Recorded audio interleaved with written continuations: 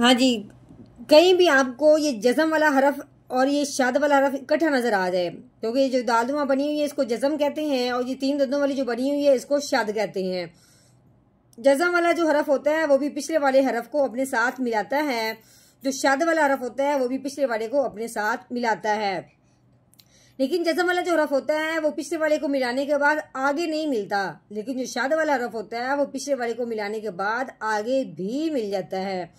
तो अब मतलब ये है, अगर हम मीम को इस नून के साथ मिलाते हैं तो फिर शाद वाला हरफ रह जाएगा मिलने के लिए, क्योंकि ये पिछले वाले को अपने साथ मिलाएगा तो आगे तो नून साकिन है, नून तो आगे मिलेगा नहीं, तो फिर इस मीम के साथ हमने पिछले वाले को कैसे मिलाएंगे। अगर कहीं कभी भी किसी जगह पे इस तरह के दो हरफ आ जाएं, जज़म वाला और शाद वाला इकट्ठा हो जाए, तो फिर हमने क्या करना है, पिछले वाले हरफ को जज़म वाले हरफ के बजाय हमने शाद वाले हरफ से मिलाना होता है, क्योंकि जो जज़म वाला हरफ होता है वो आगे तो मिलता नहीं है, इसलिए इसको हमने क्या करना है, दरमियान में इदगाम कर देना है, मतलब कि उसको पढ़ने में नहीं लेके आना, इस मीम को इस मीम के साथ मिला देना है। दूसरी बात, जब ये शाद मीम के ऊपर आती है तो मीम पे हमेशा गुन्ना करते हैं।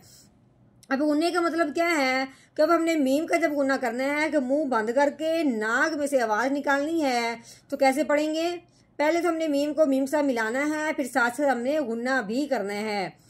मीम मीम जेर मीम, ठीक है। ये अब जो मैंने कहा है मीम, ये जो मुंह बंद करके आवाज निकाली है इसका नाम क्या है, गुन्ना। गुन्ने का मतलब है मुंह बंद करके हमने अपनी आवाज को नाक में से निकालना। मीम, इस तरीके से हमने इसको अदा करना है। ये तो हमारी पूरी आयत का भी एक हरफ था, एक लफ्ज था। मुकम्मल आयत पढ़ने के लिए आपने मुकम्मल वीडियो देखनी है। नहमदुहु व नसल्ली अला रसूलिहिल करीम, अम्मा बाद फ़अऊज़ु बिल्लाहि मिनश्शैतानिर रजीम, बिस्मिल्लाहिर रहमानिर रहीम। अस्सलामु अलैकुम व रहमतुल्लाहि व बरकातुहू। उम्मीद है आप सब खैरियत से होंगे। इंशाल्लाह जहाँ होंगे ईमान और सेहत की नेमत से माला माल होंगे। हाँ जी, तो आगाज़ करते हैं हम अपने आज के सबक का दुआओं के साथ। तो चलिए शुरू करते हैं। अल्लाहुम्मा सल्ली अला सय्यिदिना व मौलाना मुहम्मदिन व अला आलि सय्यिदिना व मौलाना मुहम्मदिन व बारिक व सल्लिम। रब्बि इश्रह ली सदरी व यस्सिर ली अमरी वहलुल उक़दतम मिन लिसानी यफ़क़हू क़ौली। Rabbi ज़िदना इल्मा, rabbi ज़िदना इल्मा, rabbi ज़िदना इल्मा। अऊज़ु बिल्लाहि मिनश्शैतानिर रजीम, बिस्मिल्लाहिर रहमानिर रहीम। ये खौ है, खौ के ऊपर जो लगी हुई है इसको पेश कहते हैं। ये लाम है, लाम के नीचे जो जेर, लाम के नीचे जो लगी हुई है इसको जेर कहते हैं।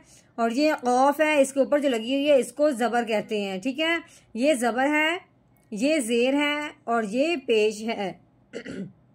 इसको पढ़ेंगे किस तरीके से, खौ पेश खो, लाम जेली खुली, क़ाफ ज़बर क़ा, खुली क़ा।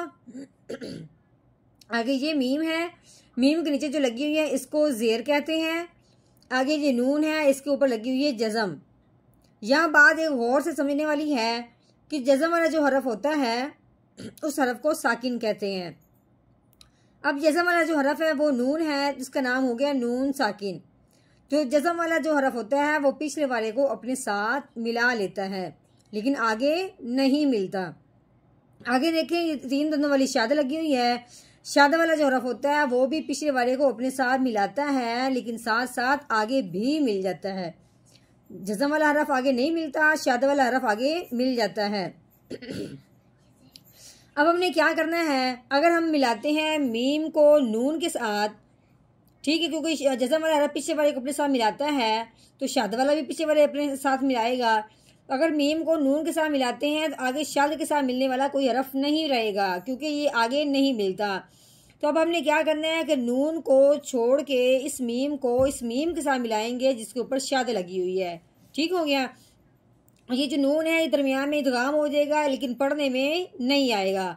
किस तरीके से पढ़ेंगे, मीम को मीम के साथ मिलाते हुए। उसके बाद देखिएगा ये शद लगी मीम के ऊपर, मीम और नून पे जब भी शद आ जाए मीम और नून पे हमेशा गुन्ना करते हैं। अब हमने क्या करना है, मीम मीम जेर मीम। हाँ जी, यहाँ पे हमने कर दिया गुन्ना। गुन्ना किस तरीके से, मीम का गुन्ना होता है कि मुंह बंद करके हमने नाक में से आवाज निकालनी है, मीम, इस तरीके से। अब आगे मीम के ऊपर आ गई है जबर, आगे क्या है, अलिफ है, ठीक है। अलिफ से पहले हरफ पे जब जबर आ जाती है तो उस हरफ को अलिफ के साथ मिलाते हुए एक अलिफ के बराबर लंबा करते हैं, ठीक है। अब हमने मीम को अलिफ के साथ मिलाते हुए एक अलिफ के बराबर लंबा करना है, लेकिन उसके बाद जब हमने ऊपर देखा है जिसके ऊपर लगी हुई है मद, ये मद जिस हरफ के ऊपर आती है उस हरफ को 3 अलिफ के बराबर लंबा करते हैं। अब इस मद की वजह से इस मीम को हमने एक अलिफ के बजाय 3 अलिफ के बराबर लंबा कर देना है। उसके बाद आगे देखते हैं, आगे ये क्या है, हमजा है। मद के फौरन बाद अगर हमजा आ जाए तो उस मद को 3 अलिफ के बजाय 4 अलिफ के बराबर लंबा करते हैं। अब हमने किस तरीके से पढ़ना है, मीम अलिफ मद जबर मा, मीम मा। हाँ जी, हमजा के नीचे आ गई है 2 जेर, ठीक है। 2 जबर हों या 2 जेर हों या 2 पेश हों उसको तनवीन कहते हैं। तनवीन वाला हरफ पढ़ने से पहले अगले हरफ को देखते हैं कि अगला हरफ हरूफ हल्की में से तो नहीं आया, क्योंकि तनवीन के बाद हरूफ हल्की आ जाए तो फिर तनवीन पे गुन्ना नहीं करते। अब जब हमने देखा है कि वो तो दाल है, दाल हरूफ हल्की में से कोई है नहीं है, तो इसलिए हमने तनवीन पे गुन्ना करना है, वो भी कौन सा, इख्फा का। तो कैसे पढ़ेंगे, हमजा 2 जेर इयो मा इयो, ठीक हो गया।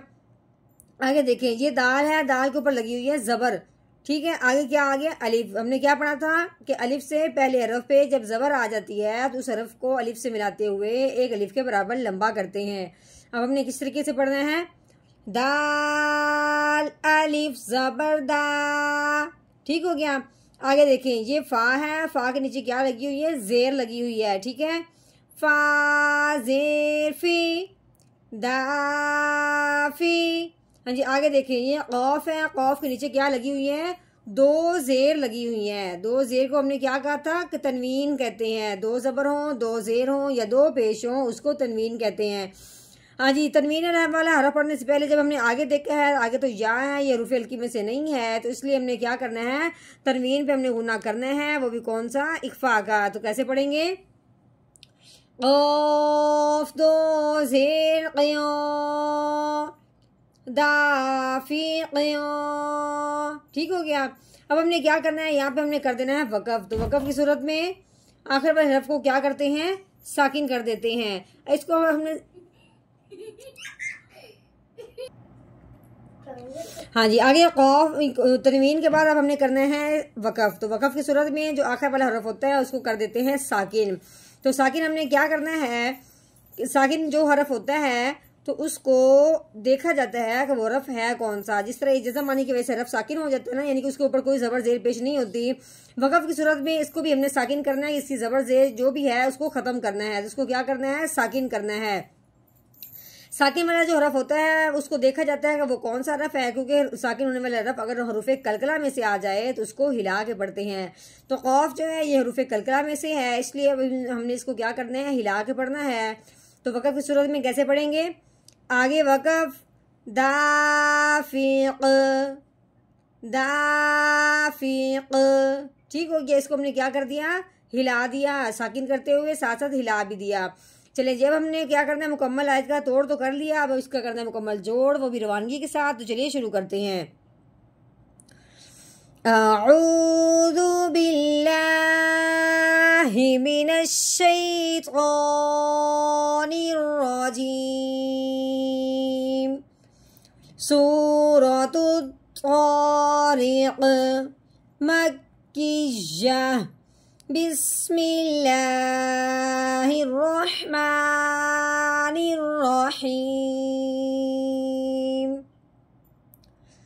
खुलिक़ मिन माइन दाफ़िक़, खुलिक़ मिन माइन